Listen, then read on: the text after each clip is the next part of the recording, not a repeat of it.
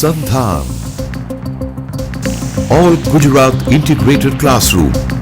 સેટેલાઇટના માધ્યમથી જોડતી કડી એટલે સંધાન. Welcome to our lecture on transistors and amplifiers. Myself Tapan A. Trivedi, and with me is Professor Dhananjay K. Dhruv, is NV Patel College of Pure and Applied Science. First of all, we will go with introduction.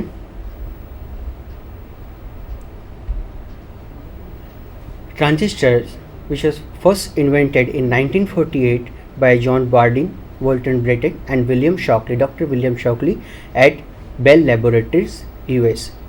This transistor replaced the bulky vacuum tubes in many applications due to several advantages.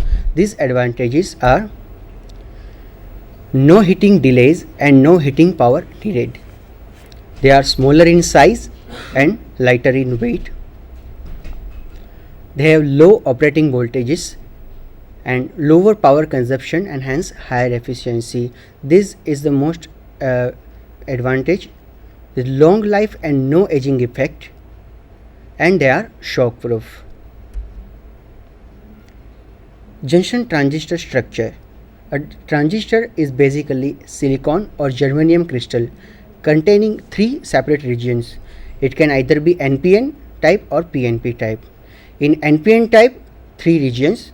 The middle region is base, two outer regions are emitter and collector. Although the two outer regions are of same type and their functions can't be interchanged. And these two regions have different physical and electrical properties. In most transistors, collector is physically larger than emitter region since it requires to dissipate more heat. Base is very lightly doped and very thin, and current passing through base is very small, whereas emitter is heavily doped because it injects current. Doping of collector is between heavily doping of emitter and lightly doping of base. Function of emitter is to emit or inject electrons or holes into the base, and the base passes most of these electrons into the collector. The job of collector is to collect these electrons from base. The fact is that between emitter and emitter base junction is forward bias, and since it is forward bias, most of these electrons or holes are injected into base, whereas base and collector junction is reverse bias. Since these electrons or holes are minority carriers for reverse bias base to collector junction, they can easily flow into the collector and hence the current flows in transistor. And since both the carriers, majority carriers and minority carriers, are responsible for the flow of current in transistor, it is called a bipolar transistor. Transistor has two PN junction between emitter and base, that emitter base junction, and between base and collector junction. Transistor is like two PN diodes connected back to back, whereas first diode is considered to be forward bias and second diode can be considered to be reverse bias. When we observe the symbol of transistor,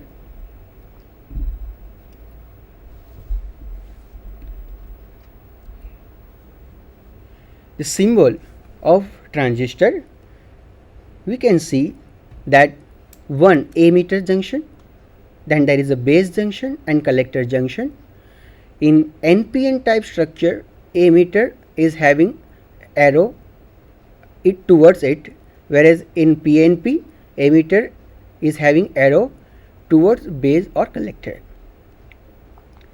When we look at the symbols, we can see that when emitter junction is forward bias and collector junction is reverse bias, region of operation is active, where when it is forward bias, When emitter junction is forward bias and collector junction is also forward bias, it can be called saturation region. This can also be remembered as FF. Whereas in cutoff, we can say that both the junctions are reverse bias, hence no current flows and full voltage appears across output of VCC.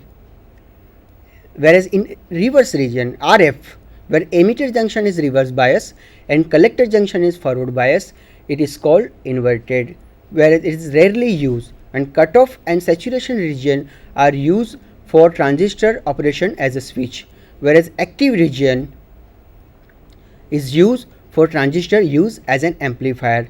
Throughout our lecture, we will concentrate on active region of transistor. From this, Professor Dhruv will take over.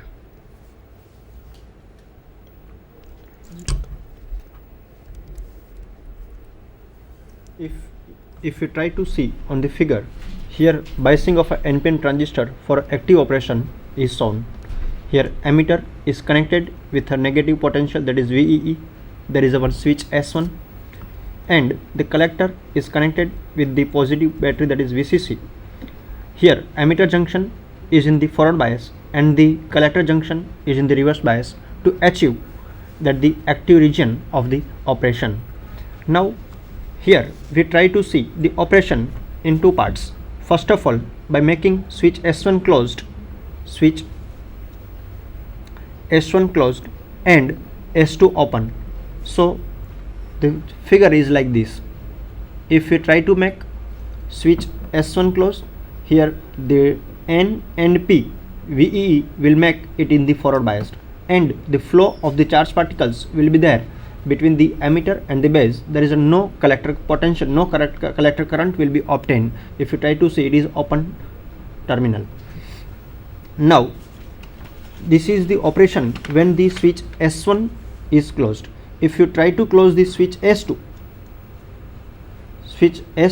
then the PN region, that is the collector region, will be in the reverse biased and minority charge carriers will flow in the circuit. There is no potential, no current will be obtained at the emitter side. See,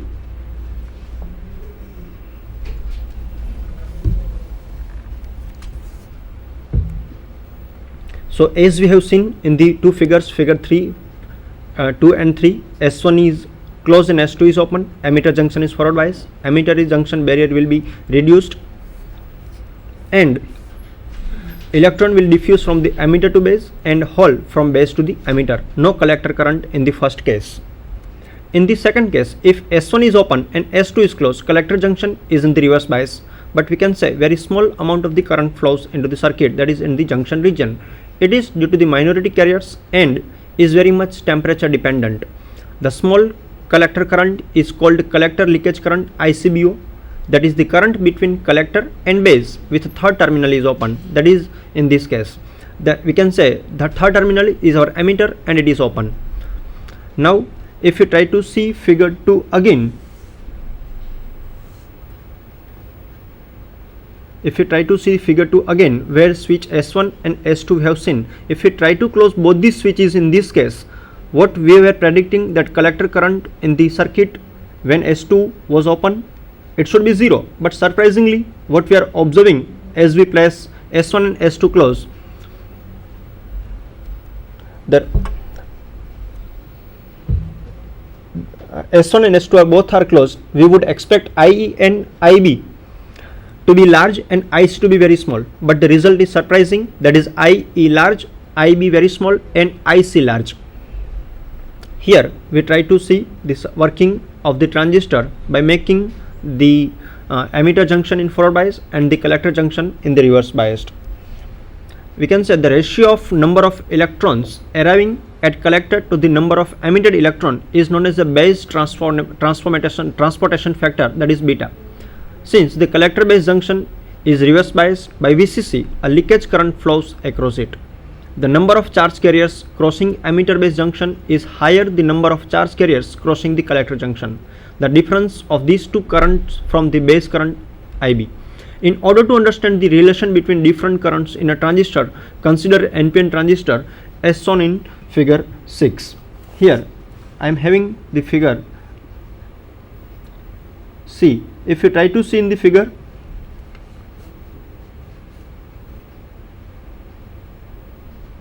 if you try to consider that battery VEE gives us 100 electrons, then those 100 electrons are going to enter into the N region, then only 2 electrons are leaving that P region and 98 electrons are leaving the N region, that is the collector region. So very small amount of current is leaving the base region, very large amount of current leaving the collector region. So if you try to move at the node, at the, you can say, base terminal, we are having 2 and 98, that is the 100 electrons back at the particular point. Negative terminal of V, as I told you, negative terminal of battery VEE supplies electron to the emitter region. Let us assume that is 100. These 100 electrons enter to the emitter region and forms the emitter current IE. The conventional current flows in opposite direction to this, that is the coming out of the emitter terminal.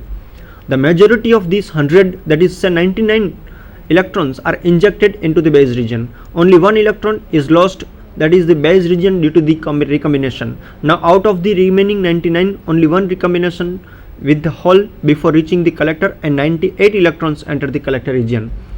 Thus only 2 holes in a base region recombine with the electrons. The loss of these 2 holes is made up by creation of 2 fresh holes along with the 2 electrons near the base terminal. These 2 electrons flow out of the base region, forming the base current IB, which is very less. The conventional current which is flowing in this circuit, you can say, will be going into the base terminal. The 98 electrons which reaches the collector comes out of the collector terminal and move towards the positive terminal of the VCC, and which forms the IC. The negative terminal VCC will releases the 98 electrons with the recombine with the 2 electrons coming out of the base terminal.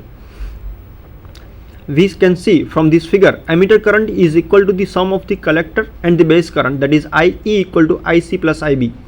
Collector current is made up of 2 parts. Basically is a fraction of emitter current reaching to the collector, and reverse leakage current ICBO, that is IC equal to IDC IE plus ICBO. Here we try to see the DC alpha, that is alpha DC. The collector current is given by the IC equal to alpha DC IE plus ICBO, and rewrite, if we write the equation for the alpha DC, then IC minus ICBO upon IE. But usually the reverse leakage current is very much less than the collector current.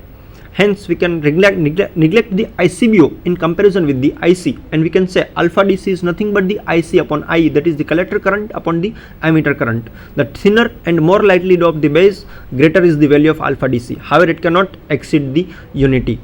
Here we try to see on the numerical based on the this much of calculations. If we try to see on the tally board example, here I am going to refer the one of the example. A certain transistor has a alpha DC of 0.98 and collector leakage current of, you can say, 1 microampere. If you try to find out the IC and IB when the emitter current is 1 milliampere, we have seen the equation for this particular relating the collector current alpha DC, IE and ICO. IC equal to alpha DC IE plus ICO. Now value of alpha DC is already given. IE is 1 milliampere, we are converting into the ampere. ICO, the value of ICO is 1 microampere, we are converting into the ampere, and IC, the value of IC is 0.98 milliampere. Now again we know the relation, the relating the variables IE, IC and IB. IE equal to IC plus IB. IE is again given, is a 1 milliampere. IC we found from the above calculation, and IB that we want to find out. That's why IB equal to 19 microampere.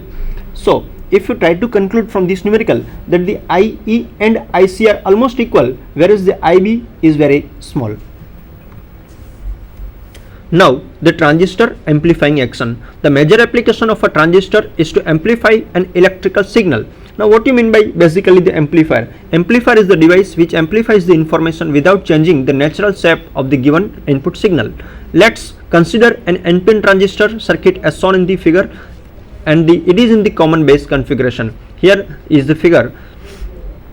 In this circuit, emitter is the input terminal and collector is the output terminal. Emitter is the input terminal and the collector is the output terminal, where base is common in this circuit. the battery VEE forward bias is the ammeter based junction. If you try to see the VEE which is used to forward bias the ammeter based junction, and the battery VCC is used to reverse bias the collector based junction.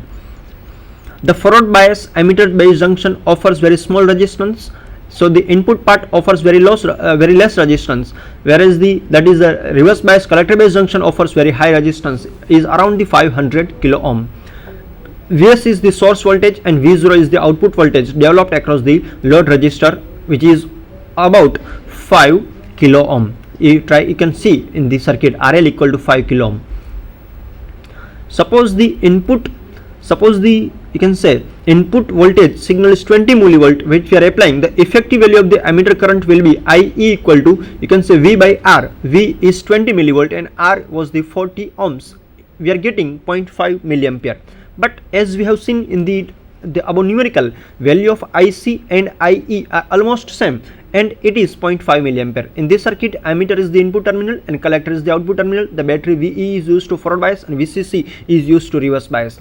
Now the output voltage which is developed across the collector side, that is the output is nothing but V is nothing but IC into RL. So the value of IC was 0.5 milliampere and the RL was the 5 kilo ohm. That's why the voltage developed is 2.5 volt. The ratio of output voltage V0 is the input voltage Vs is known as voltage amplification or voltage gain.